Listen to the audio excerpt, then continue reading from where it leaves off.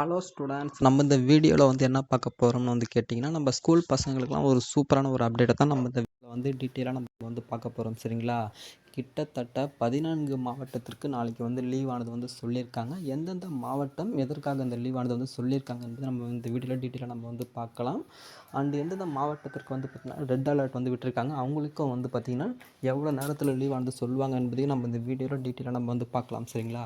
So வீடியோக்குள்ளே போவதற்கு முன்னாடி நீங்கள் நம்ம சேனலுக்கு புதுசாக வரீங்க அப்படின்ற பட்சத்தில் மறக்காமல் சப்ஸ்கிரைப் பண்ணி வச்சுக்கோங்க. அப்போ தான் இது போன்ற வானிலை சம்மந்தமான எந்த ஒரு அப்டேட் வெளியானாலும் நீங்கள் உடனுக்குடன் தெரிஞ்சுக்கொள்ள முடியும்.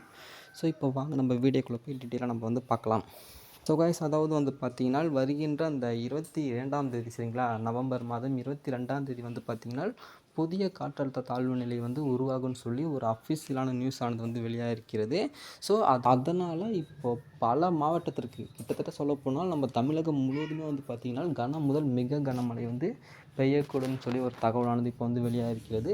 எந்தெந்த மாவட்டத்திற்கானது பார்த்திங்கன்னா கனம் முதல் மிக கனமழை பெய்யக்கூடும்னு சொல்லியிருக்காங்கன்னா, இந்த நாகை, மயிலாடுதுறை, கிருஷ்ணகிரி, ராணிப்பேட்டை, தூத்துக்குடி, திருவாரூர்லாம் பார்த்திங்கன்னா அதிகனமழை பெய்யக்கூடும் சொல்லி அவங்களுக்குலாம் பார்த்திங்கன்னா நாளைக்கு லீவானது சொல்லுவாங்கன்னு சொல்லி ஒரு சூப்பரான தகவலானது இப்போ வெளியாகிருக்கிறது.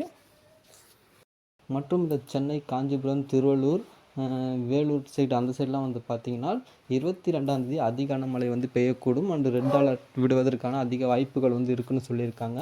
அண்ட் அது மட்டும் இல்லாமல் பார்த்திங்கன்னா இந்த கடலூர், புதுவை, காரைக்காலுக்குலாம் பார்த்திங்கன்னா நாளைக்கு விடுமுறை விடப்போவதாக அந்தந்த மாவட்ட ஆட்சியர் பார்த்திங்கன்னா ஆலோசனை பண்ணி கொண்டு வருகிறாங்க சொல்லி ஒரு தகவலானது இப்போ வெளியாகிருக்கிறது. நம்ம வெயிட் பண்ணி பார்ப்போம். ஒரு 6 மணி இல்லை 7 மணிக்கு மேலே பார்த்திங்கன்னா அதிகாரப்பூர்வ அறிவிப்பு வெளியாகும்னு சொல்லியிருக்காங்க. சரிங்களா? நம்ம பள்ளி கல்வித்துறை சைட்லேருந்து பார்த்திங்கன்னா அதிகாரப்பூர்வ அறிவிப்பு வெளியாகும்னு சொல்லியிருக்காங்க. நம்ம பொறுத்திருந்து நம்ம பார்ப்போம். அஃபிஷியலாக இது வரைக்கும் லீவ் சொல்லலை. ஆனாலும் பார்த்திங்கன்னா ஆலோசனை பண்ணிட்டுருக்காங்க. பார்த்திங்கன்னா நமக்கு இந்த ஒரு அப்டேட்டை நம்ம கலெக்ட் பண்ணியிருக்கோம். சரிங்களா? அதை தான் நான் உங்களுக்கு முன்கூட்டி நான் உங்களுக்கு இந்த வீடியோவில் சொல்கிறேன். கிட்டத்தட்ட 10 மாவட்டத்திற்கு மேலே பார்த்திங்கன்னா நாளைக்கு லீவானது இருக்கலாம் சொல்லி தகவலானது வெளியாகிறது.